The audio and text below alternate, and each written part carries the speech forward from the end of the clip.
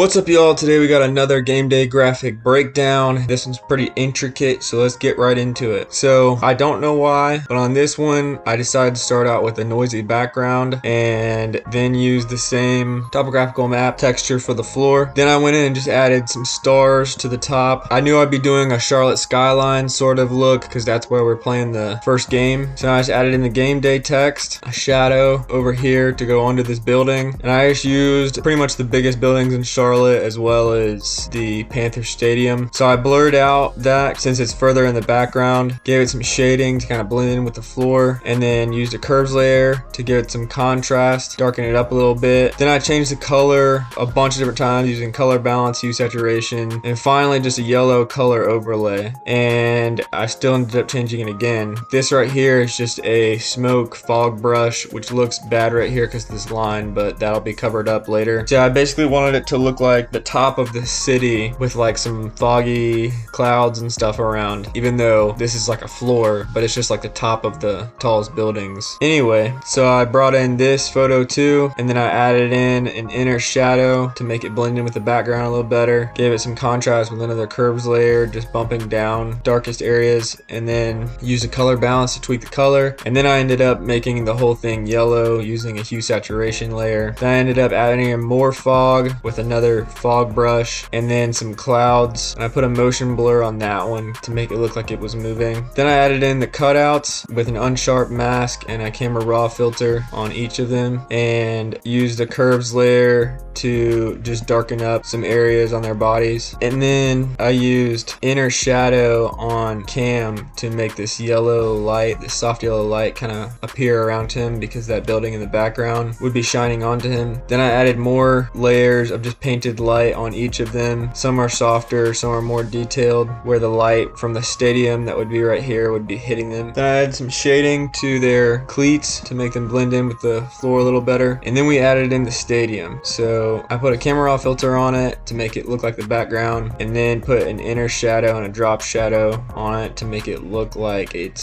sitting on the floor. And then I kind of made it look a little less saturated, and then changed the colors to look more like a deep blue with the green field. Then I added in coins because we were playing against ECU and they're the Pirates, so it's like we were coming here to get the treasure. And then I darkened up the coins since they're next to the building. The light, it would be coming from right here, and the outside of the building would be a little darker, so I just used a curves layer to darken up the coins a little bit. Then I added in another fog layer and more coins inside the building, and then kind of changed the color of those to look a little deeper gold. And then I added in some lighting with the stadium lights by just using a white brush, a white soft brush, and painting it in. Then I used a lens flare brush to paint lens flares on each of the lights to really make them look like they're popping. And then I added another building on the left side, and I needed it to match the other buildings. So as you can see here, the building is dark but the windows are light, and this was taken in the daytime,